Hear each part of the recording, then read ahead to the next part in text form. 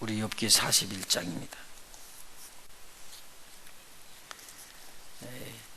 여기 그 해석을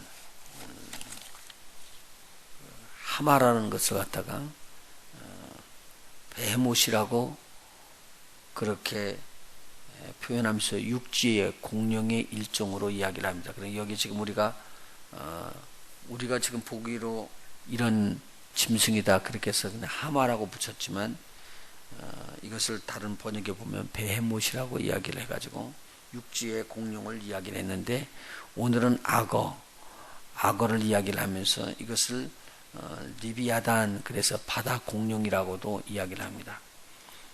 그렇게 해석을 하기도 하거든요. 지금 이 짐승들을 통해 가지고 이 절대 주권을 가진 하나님에 대해서 지금 설명해 주고 있는 장면이 나옵니다. 이게 공룡은 공룡인데 바다 공룡이라고 그러니까 바다에 사는 공룡이 아니고 갈릴리 호수는 갈릴리 호수에서부터 들어오는 요단강 그런 물가에서 사는 것을 말하는데, 그 갈릴리 바다라고 이야기를 하잖아요.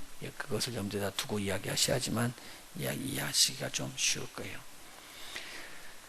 악어를 이야기를 하면서 절대 주권의 하나님을 다시 한번 알립니다. 그래서 어제 40장에서부터 41장으로 넘어오는 장면이 같은 장면입니다. 그러면서 하마를 이야기를 하고 지금은 또 무슨 이야기를 하면 악어를 이야기하면서 하나님께서 이 모든 것의 창조자고 주인이고 다스리고 있는데 네가 말해봐라, 그러고는 이야기를 하는 것이죠. 여기 참 재밌는 말들이 많이 나오는데 이 악어에 대해서 정확하게 잘 묘사를 해놓고 있습니다. 악어를 낚싯줄로 이렇게 낚아서 이렇게 잡을 수 있겠느냐? 그 말입니다. 이건 못하는 짓이요. 그렇게는 안 된다는 말이죠. 근데 악어 사냥이 이렇게 쉽지 않다라는 걸 여기서 쭉 이야기를 해주면서, 그러면 인간이 뭐냐? 한번 보십시오. 인간에게 모든 만물, 생물들을 다스리도록 그렇게 하나님께서 축복을 주셨지 않습니까?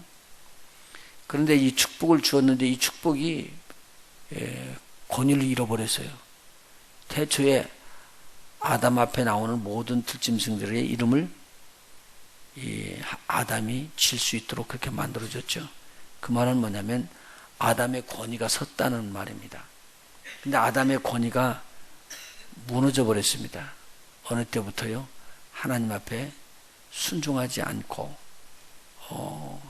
하나님의 말씀에 순종하지 않고 오히려 사단이 꾀임에 들어가서 사단에게 순종하는 순간에 그때부터 무너지고 모든 오토리티가 아마 끝나버리고 말잖아요. 이때부터 이제 이 권세가 통하질 않아요. 그러니까 지금 이 악어도 하여간 교만한 것 중에서는 왕이라고 나중에 표현을 해주는데 이걸 다스릴 자가 없습니다. 제멋대로 하니까. 제가 지난번 시간에 이야기 드렸죠. 들짐승이라는 것은 짐승하고는 전혀 달라요. 그래서 짐승을 제물로 쓰지 들짐승을 제물로 쓰는 수가 없어요. 왜냐하면 들짐승은 제멋대로 가는 겁니다. 제 마음대로 살고 제 뜻대로 가기 때문에 하나님께서 이것을 쓰질 않습니다.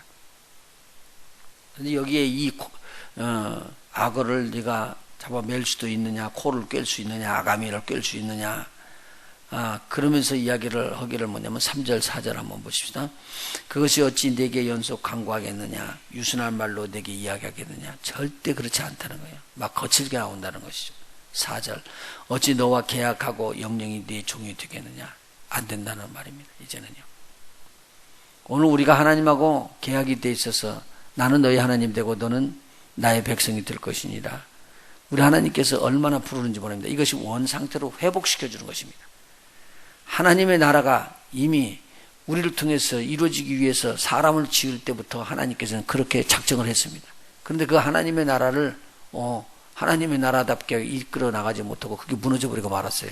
그게 아담의 실수였었습니다.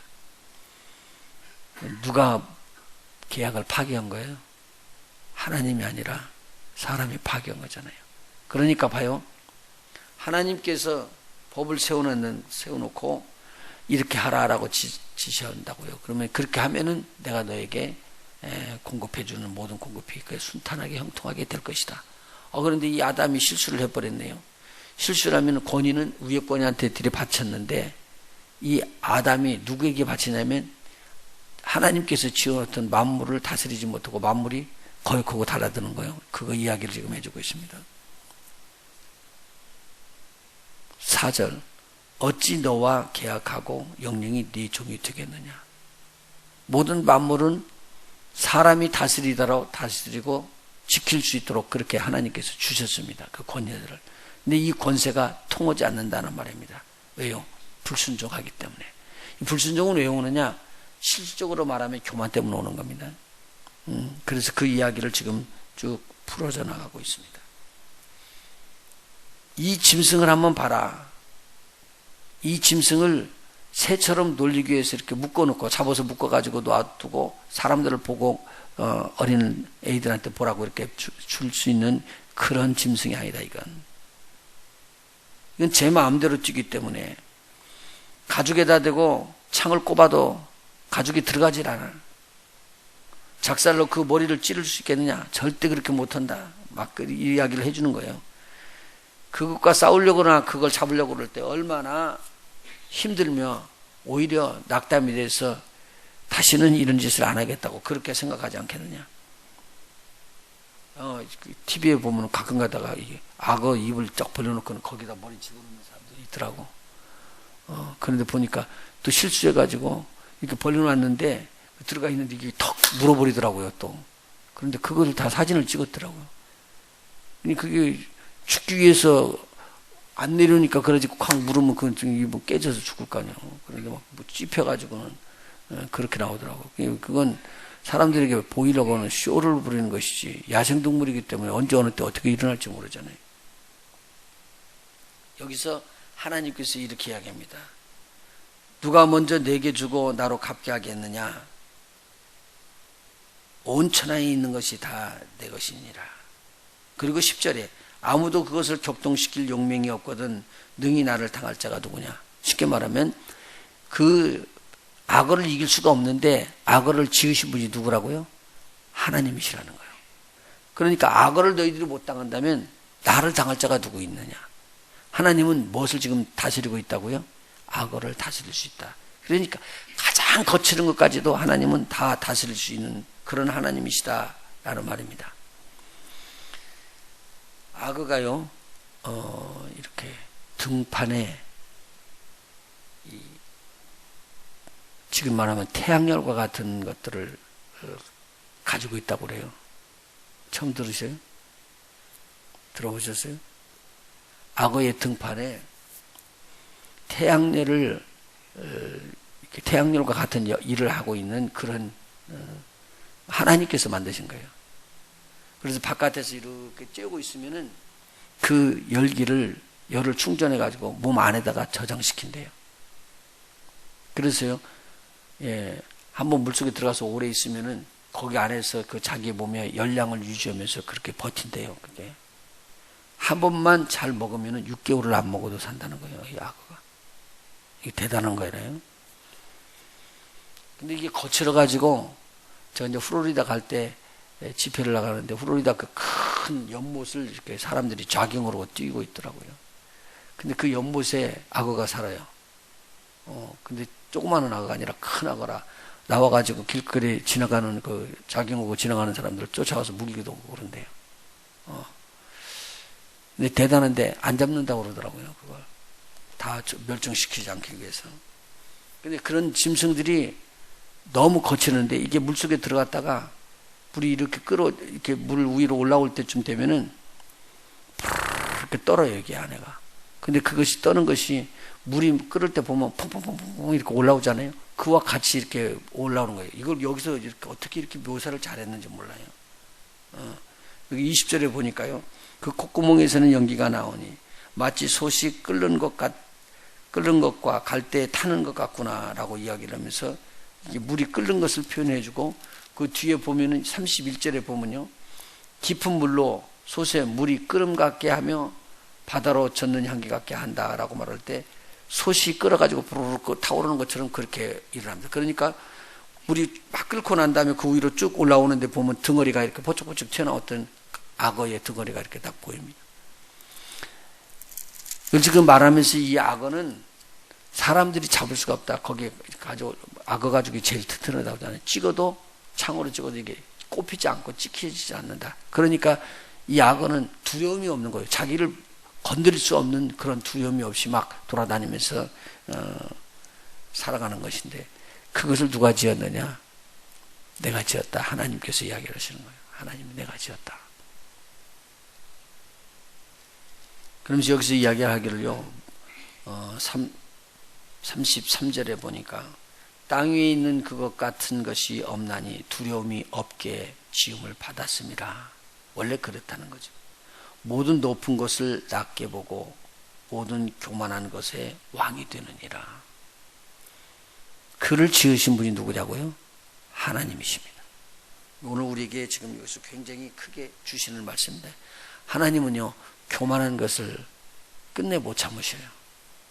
그래서 오늘 여기서 주는 말이 뭐냐면, 욥아, 너는 어떤 자와 같다? 자기의 의만 주장하는 그런 자이기 때문에 먹과 같다. 하마와 같고 이 악어와 같다. 그것을 지금 이야기를 해 주십니다. 여기서 이제 욥이 이 자연 만물을 통해서 이야기를 해 준 거예요. 내가 왜 이 악어를 지금 하마를 이렇게 돌보고 있는 줄 아느냐? 여기에도 하나님은 천하 모든 만물을 다 다스리는, 그리고 돌보는 그러한 것이 있어요. 그러면서 뭐라고 말하냐면, 봐라, 저기 있는 모든 만물들이 다 누구 것이냐? 하나님의 것이라는 거예요. 하나님이 치려고 하나님이 다스리는 것이다. 하나님의 절대 주권을 이야기하고 있어. 그러면은 욥은 누가 지으셨다고요? 하나님이. 지금 뭐라고 비유하는 거예요? 욥아, 너도 내가 지었으니까 너의 모든 살고 나가는 모든 것까지도 다 내가 관리한다 라는 것을 이야기를 해주는 것입니다. 욥은 지금 이거 알아요? 몰라요? 몰라요. 그래서 하는 말이 뭐냐면, 하나님 내가 어찌하여 이런 형편으로 들어가고 이런 어려움에 거치고 있습니까? 라고 이야기를 하는데, 그때 하나님께서 말씀드린 거예요. 내가 너의 아픈 모든 거, 네가 고통당하는 거, 네가 지금 이런 환경에 들어가 있는 것을 내가 다 알고 있다. 알지 못하는 건 누구라고요? 욥입니다. 오늘 이야기하는 거예요. 우리가 지금 어떤 형편이 다른데 하나님 왜 하나님 안 알아주고 이렇게 우리가 이야기를 하지만, 우리 하나님은 우리가 알지 못하는 부분까지도 자상하게 알고 있다는 거예요. 그러면서 이야기를 한 거죠. 욥을 망하게끔 하려고요? 천만에요. 왜 욥이 이런 어려움과 고난과 고통과 시련으로 들어갔느냐? 하나님이 욥을 향한 계획이 있기 때문에, 하나님께서 욥을 세우기 위한 하나님의 특수한 방법이 있기 때문에 그런 것입니다.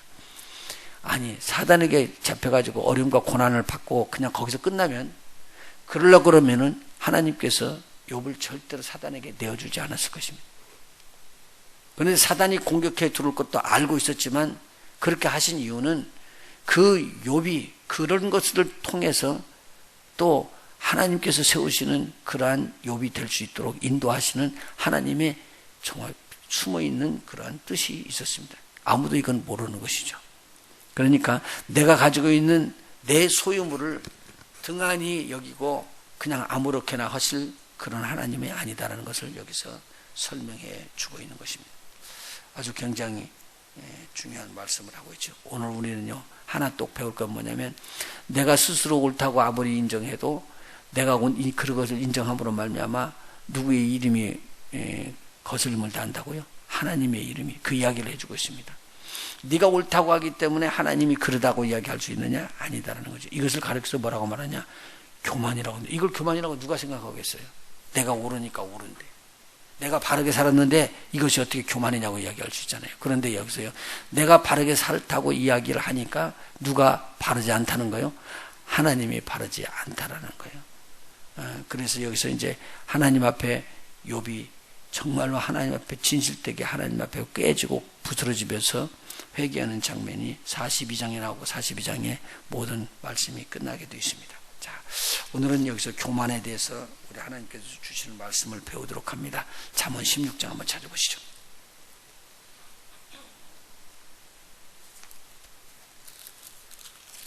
잠언 16장이요.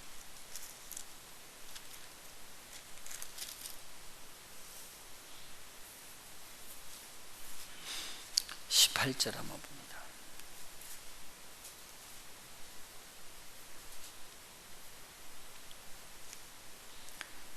18절입니다. 교만은 패망의 선봉이요 거만한 마음은 넘어짐의 앞잠이니라. 겸손한 자와 함께하여 마음을 낮추는 것이 교만한 자와 함께하여 탈취물을 나누는 것보다 나으니라. 하나님 교만하면 패망이 되네요.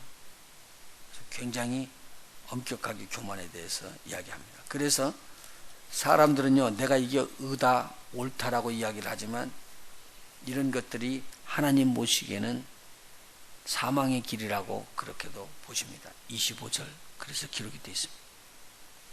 어떤 길은 사람이 보기에 바르나 필경은 사망의 길이니라.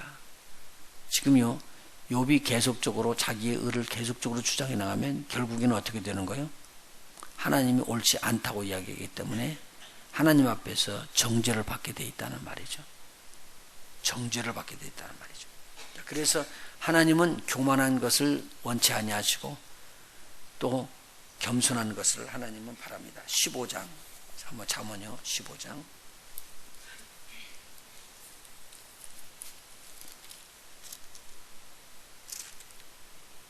33절 마지막입니다. 마지막 절. 여호와를 경외하는 것은 지혜의 훈계라. 겸손은 존귀의 앞잡이니라. 겸손하지면 어떻게 된다고요? 존귀하게 된다는 거예요. 그래서 계속적으로 이야기합니다. 신약에도 보면 말씀 많이 나오죠. 야고보도 이야기하고 베드로도 이야기하고 나누는 거 보면 다 그래요. 겸손하면 하나님께서 은혜를 베푸시고 교만하면 하나님께서 대적하는 자가 된다. 굉장히 중요한 얘기입니다.